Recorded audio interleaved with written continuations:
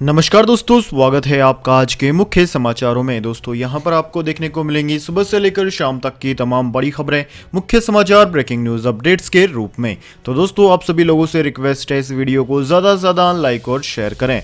तो दोस्तों सीधे चलते हैं आज की पहली बड़ी खबर की ओर। मनमोहन सिंह ने बताई भारत में बेरोजगारी की वजह, केंद्र सरकार पर साधा निशाना। जी हां दोस्तों, पूर्व प्रधानमंत्री डॉक्टर मनमोहन सिंह ने केंद्र सरकार पर करारा हमला बोला है। प्रख्यात अर्थशास्त्री और देश की कमान संभाल चुके मनमोहन सिंह ने देश में बेरोजगारी की वर्तमान हालत की वजह बताई। संबोधन में उन्होंने राज्य सरकारों से नियमित रूप से सलाह मशविरा नहीं करने को लेकर भी केंद्र की मोदी सरकार की आलोचना की है। मनमोहन सिंह ने कहा है कि साल 2016 में भाजपा की अगुवाई वाली एनडीए की सरकार ने बिना सोचे विचार के नोटबंदी का फैसला लिया था और उसी के चलते देश में बेरोजगारी इस वक्त चरम पर है।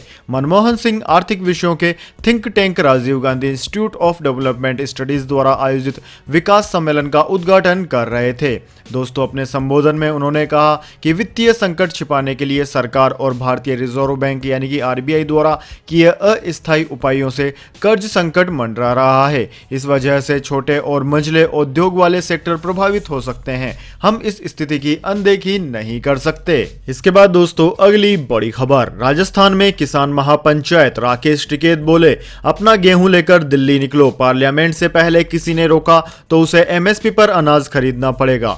जी हां दोस्तों, कृषि कानून के विरोध में किसान नेता राकेश टिकैत ने मंगलवार को राजस्थान के झुंझुनू में किसान महापंचायत की। टिकैत ने यहां किसानों से कहा कि राजस्थान का गेहूं सबसे पहले मार्केट में आएगा, सरकार को एमएसपी देनी होगी। अगर आपको एमएसपी नहीं मिले तो अपना गेहूं भरकर दिल्ली पहुंच जाओ। अगर दिल्ली में कोई आपको रोकता है तो उसे एमएसपी पर गेहूं खरीदना पड़ेगा, क्योंकि प्रधानमंत्री मोदी ने कहा है कि किसान देश में कहीं भी अनाज बेच सकते हैं। ऐसा थोड़ी ना कहा है कि दिल्ली में नहीं बेच सकते। दिल्ली की मंडी सबसे बढ़िया है, सभी अपना अनाज भरकर दिल्ली चलो। टिकैत ने कहा कि दिल्ली में लड़ाई चल रही है, अब लड़ाई यहां भी शुरू करनी पड़ेगी। सीधी बात है, जो 3 कानून लेकर आए हैं उन्हें रद्द कर दो, एमएसपी पर कानून बना दो। जब तक यह नहीं होगा आंदोलन खत्म नहीं होगा। इसके बाद दोस्तों अगली बड़ी खबर, राहुल गांधी ने दादी के फैसले को बताया गलत। कांग्रेस सांसद ने कहा आपातकाल का फैसला गलत था, लेकिन तब जो हुआ और आज जो हो रहा है उसमें फर्क है।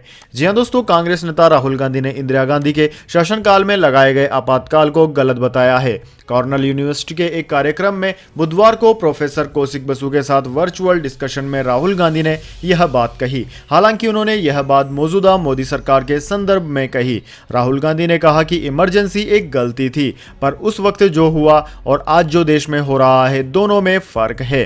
राहुल गांधी ने कहा कि कांग्रेस पार्टी कभी भी मौके पर भारत के संवैधानिक ढांचे को हथियाने की कोशिश नहीं करती है। हमारी पार्टी का ढांचा हमें इसकी इजाजत नहीं देता। अगर हम चाहें भी कि ऐसा कर दें तो हम नहीं कर सकते। उन्होंने कहा कि कांग्रेस ने कभी भी संस्थानों का फायदा उठाने की कोशिश नहीं की है। वर्तमान सरकार भारत की लोकतांत्रिक व्यवस्थाओं को नुकसान पहुंचा रही है। हर संस्था की स्वतंत्रता पर हमला किया जा रहा है। आरएसएस हर जगह घुसपैठ कर रहा है।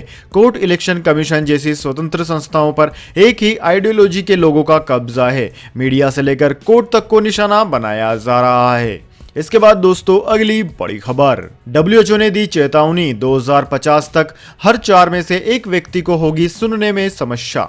जी हां दोस्तों, दुनिया भर में बढ़ती आबादी के साथ ही लोगों के लिए कई परेशानियां भी सामने आ रही है। अब एक ऐसी चेतावनी विश्व स्वास्थ्य संगठन यानी कि डब्ल्यूएचओ ने जारी की है। उसके अनुसार 2050 तक दुनिया में हर 4 में से 1 व्यक्ति को सुनने में परेशानी की समस्या का सामना करना पड़ सकता है।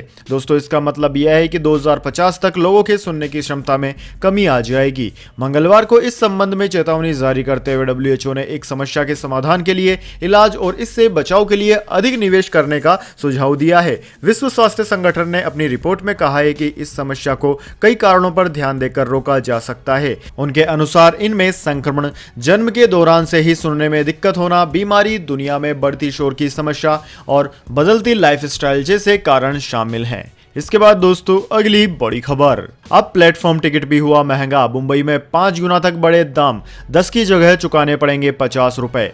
जी हां दोस्तों, महंगाई का एक और झटका सहने के लिए तैयार हो जाइए। भारतीय रेलवे ने प्लेटफॉर्म टिकटों के दाम 5 गुना तक बढ़ा दिए हैं। जो प्लेटफॉर्म टिकट आपको 10 रुपए का मिलता था, इसके लिए अब 50 रुपए चुकाने होंगे। रेलवे के एक अधिकारी ने यह जानकारी दी है। दरअसल दोस्तों, रेलवे को लगता है कि आने वाली गर्मियों में रेल मुसाफिरों की भारी भीड़ स्टेशनों का रुख करेगी, जिससे इस महामारी के फैलने का डर है। सेंट्रल रेलवे ने मुंबई मेट्रोपॉलिटन रीजन के प्रमुख स्टेशनों के प्लेटफॉर्म टिकटों के दाम 5 गुना तक बढ़ा दिए हैं। कीमतें बढ़ने के पीछे सेंट्रल रेलवे का कहना है कि इस महामारी के बीच स्टेशनों पर ज्यादा भीड़ इकट्ठा न हो, इसलिए यह फैसला लिया गया है। प्लेटफॉर्म टिकट के नए रेट 1 मार्च से लागू होंगे और 15 जून तक रहेंगे। इसके बाद दोस्तों अगली बड़ी खबर, लगातार दूसरे दिन सेंसेक्स निफ्टी में अच्छी खरीदारी। जी हां दोस्तों, हफ्ते के दूसरे कारोबारी दिन भी बाजार में अच्छी खरीदारी देखने को मिली है। बीएसई का प्रमुख इंडेक्स सेंसेक्स 447.05 अंक यानी कि 0.90% की बढ़त के साथ 50,296.89 के लेवल पर बंद हुआ। इसके अलावा निफ्टी इंडेक्स 157.55 अंक यानी कि 1.07% की तेजी के साथ 14,919.10 के लेवल पर क्लोज हुआ। वहीं दोस्तों निफ्टी बैंक 124 अंक चढ़कर 35,420 के स्तर पर बंद हुआ है। इसके बाद दोस्तों अगली बड़ी खबर, अमेजन ने वेब सीरीज तांडव के लिए मांगी माफी, कहा भावनाओं को ठेस पहुंचाना हमारा इरादा नहीं था। जी हां दोस्तों, वेब सीरीज तांडव को लेकर समाज के एक तबके को काफी आपत्ति हुई थी। लोगों ने सीरीज पर लोगों की आस्थाओं को आहत करने का आरोप लगाया था। एक्टर सैफ अली खान इस सीरीज में मुख्य भूमिका में नजर आए थे।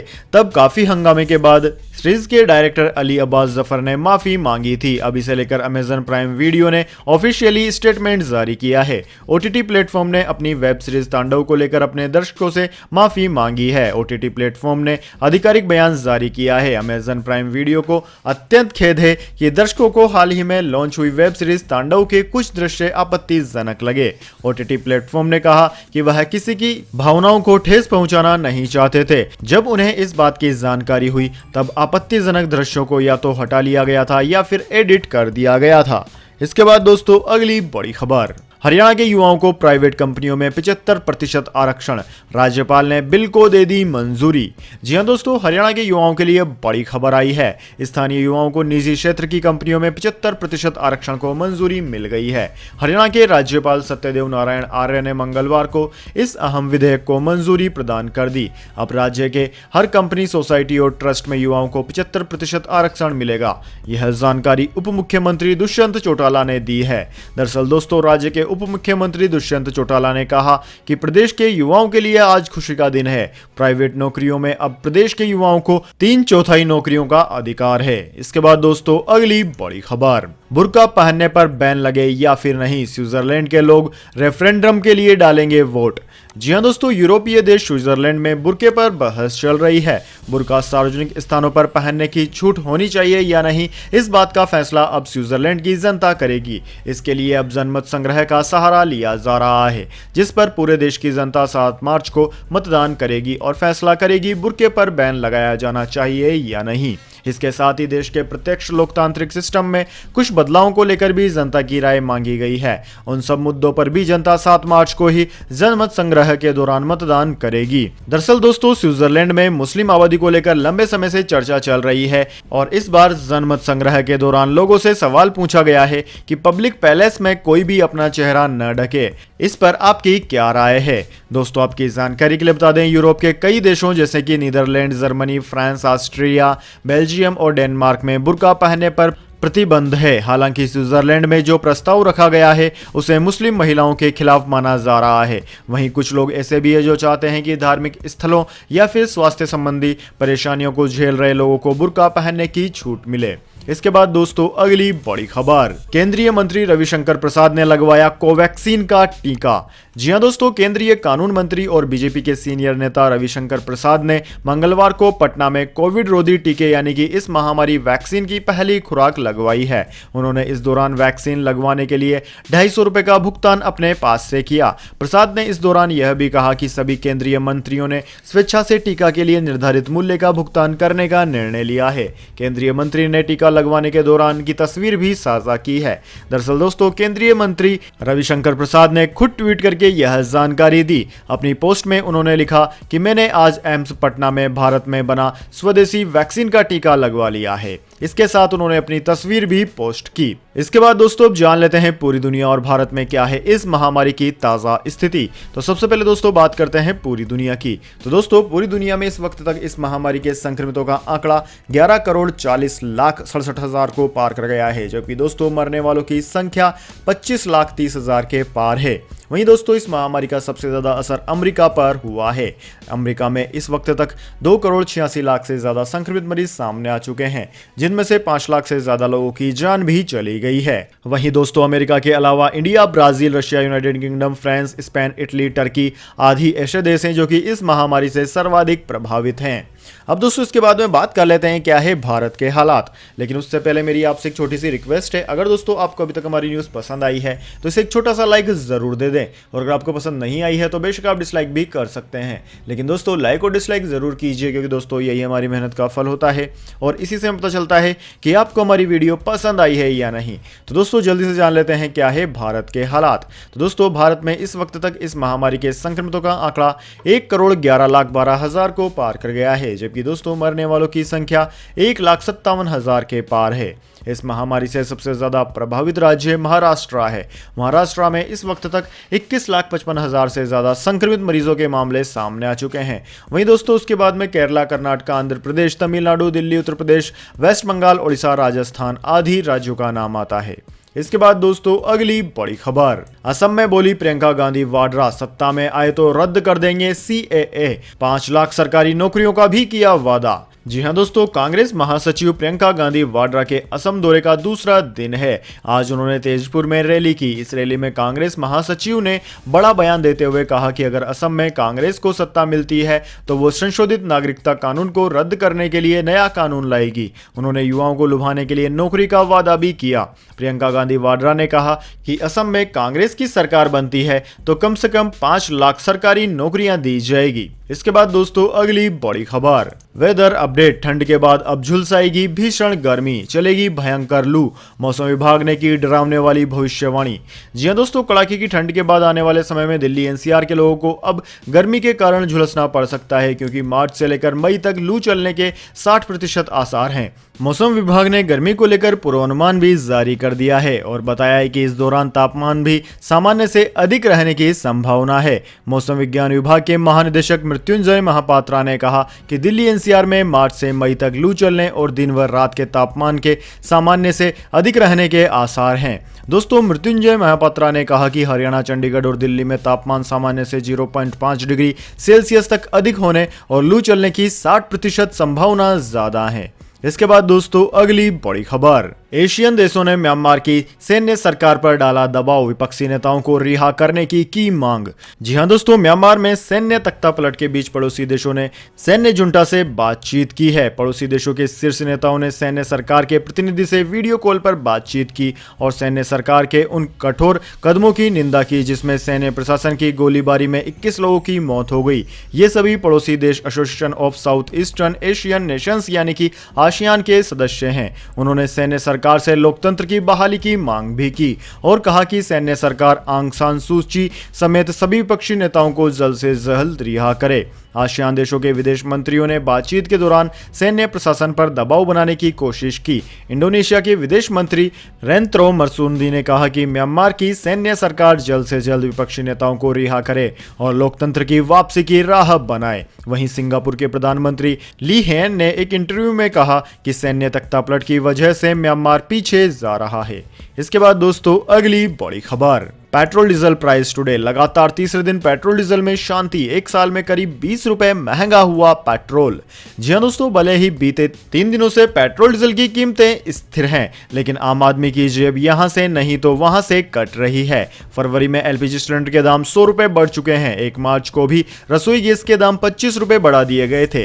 पेट्रोल डीजल की कीमतें 27 फरवरी को बढ़ी थी, लेकिन उसके बाद से कीमतों में कोई बदलाव नहीं किया गया है। लगातार 3 दिनों से पेट्रोल डीजल के दाम स्थिर हैं, बावजूद इसके कीमतें रिकॉर्ड लेवल पर हैं। दोस्तों, दिल्ली में पेट्रोल 91 रुपए को पार कर चुका है। ऐसे ही दाम बढ़ते रहे तो मुंबई में पेट्रोल का रेट कुछ दिनों में 100 रुपए के पार पहुंच जाएगा। अभी यहां पेट्रोल 97.47 रुपए प्रति लीटर पर है। वहीं दोस्तों, दिल्ली में डीजल ने पिछले हफ्ते ही 81 रुपए प्रति लीटर का स्तर पार कर लिया था। अब यह 82 रुपए की ओर बढ़ चुका है। दिल्ली में सबसे महंगा डीजल पिछले साल जुलाई के आखिर हफ्ते में बिका था। तब भाव 81.94 रुपए प्रति लीटर थे और पेट्रोल का रेट 80.43 रुपए प्रति लीटर था, यानी उस वक्त पेट्रोल से महंगा डीजल बिक रहा था।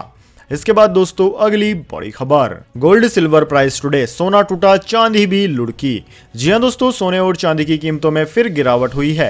राष्ट्रीय राजधानी दिल्ली के सराफा बाजार में सोने का भाव 679 रुपए की गिरावट के साथ 44,760 रुपए प्रति 10 ग्राम पर पहुंच गया। यह पिछले कारोबारी दिन 45,439 रुपए प्रति 10 ग्राम पर बंद हुआ था। वहीं दोस्तों, चांदी की बात की जाए तो चांदी 1847 रुपए लुढ़क कर 67,073 रुपए प्रति किलोग्राम पर बंद हुई। वहीं दोस्तों, अंतर्राष्ट्रीय बाजार की बात करें तो अंतर्राष्ट्रीय बाजार में सोना गिरावट के साथ $1719 प्रति औंस, जबकि चांदी कमजोरी के साथ $26.08 प्रति औंस पर बंद हुई। इसके बाद दोस्तों, अगली बड़ी खबर, टाटा नेक्सॉन की इलेक्ट्रिक कार पर अब नहीं मिलेगी सब्सिडी। दिल्ली सरकार देती थी 3 लाख रुपए का डिस्काउंट। जी हां दोस्तों, दिल्ली सरकार ने टाटा नेक्सॉन ईवी को स्विच दिल्ली प्रोग्राम के तहत दी जाने वाली सब्सिडी से बाहर कर दिया है। अब तक दिल्ली में जो लोग इस एसयूवी को खरीद रहे थे उन्हें करीब 3 लाख रुपए का डिस्काउंट मिल रहा था, लेकिन अब यह डिस्काउंट नहीं मिलेगा। यानी जो लोग अब इस इलेक्ट्रिक कार को खरीदेंगे उन्हें पूरे पैसे देने होंगे। दरअसल दोस्तों, टाटा नेक्सॉन ईवी के कई ग्राहक इस बात की शिकायत कर रहे हैं कि उनकी कार में जितनी रेंज का दावा किया गया उतना नहीं मिल रहा है। ऐसे में दिल्ली सरकार ने सब्सिडी वापस लेने का फैसला किया है। दिल्ली सरकार के अधिकारियों ने बताया है कि यह मॉडल एक चार्ज पर एक विशेष रेंज के मापदंड को पूरा करने में नाकाम रहा है। दिल्ली के परिवहन मंत्री कैलाश गहलोत ने कहा कि कई लोगों ने नेक्सॉन इलेक्ट्रिक कार की ड्राइविंग रेंज पैरामीटर के हिसाब से नहीं होने की शिकायत की थी। गहलोत ने ट्वीट किया कि कई लोगों की शिकायत के बाद इस ईवी कार मॉडल पर सब्सिडी रोकने का फैसला किया गया है। अभी इस पर समिति की अंतिम रिपोर्ट आनी बाकी है। मंत्री ने कहा कि हम इलेक्ट्रिक वाहनों को समर्थन देने के लिए तैयार हैं, लेकिन यह विनिर्माताओं द्वारा उपभोक्ताओं से किए गए गलत दावों की कीमत पर नहीं होगा। आईपीएल 2021 के आयोजन स्थलों में माहौली को जगह नहीं देने पर पंजाब सीएम हैरान, बोले पुनर्विचार करे बीसीसीआई। जी हां दोस्तों, इंडियन प्रीमियर लीग यानी कि आईपीएल के आगामी टूर्नामेंट के आयोजन स्थलों में माहौली को जगह नहीं देने पर हैरानी जताते हुए पंजाब के मुख्यमंत्री अमरिंदर सिंह ने मंगलवार को भारतीय क्रिकेट कंट्रोल बोर्ड बीसीसीआई से अपने फैसले पर पुनर्विचार की मांग की है। मुख्यमंत्री ने साथ ही आश्वासन दिया कि इस महामारी के बीच उनकी सरकार खिलाड़ियों की सुरक्षा के लिए सभी जरूरी इंतजाम करेगी। अमरिंदर सिंह ने ट्वीट किया, आईपीएल के आगामी सत्र के स्थलों में माहौली क्रिकेट स्टेडियम को जगह नहीं मिलने से हैरान हूं। मैं बीसीसीआई और आईपीएल से अपील करता हूं कि अपने फैसलों पर पुनर्विचार करें। ऐसा कोई कारण नहीं है कि माहौली आईपीएल की मेजबानी नहीं कर सकता और इस महामारी के खिलाफ सुरक्षा के लिए सभी जरूरी इंतजाम भी किए जाएंगे। तो दोस्तों, यह थी आज की तमाम बड़ी खबरें। इसके बाद दोस्तों बारी आती है आज के माइंड क्यूज क्वेश्चन की।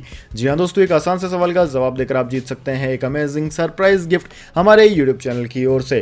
तो दोस्तों, आज का सवाल आपकी स्क्रीन पर आ चुका है। दोस्तों, आपको बताना है आईपीएल टूर्नामेंटों में सर्वाधिक बार कौन सी टीम विजेता रही है। जी हां दोस्तों, आप जानते हैं उस टीम का नाम जिसने की आईपीएल का खिताब सबसे ज्यादा बार जीता है। तो जल्दी से उस टीम का नाम कमेंट बॉक्स में लिख दीजिए। अगर दोस्तों आपका जवाब होता है एकदम सही और आप चले जाते हैं लकी विजेता के रूप में, तो आपको मिल सकता है एक अमेजिंग सरप्राइज गिफ्ट हमारे यूट्यूब चैनल की ओर से। तो दोस्तों, जल्दी से अपना उत्तर कमेंट बॉक्स में लिख दीजिए, वीडियो को लाइक कर लीजिए और चैनल को सब्सक्राइब करके बेल आइकन भी दबा लीजिए। धन्यवाद। वंदे मातरम। जय हिंद, जय भारत।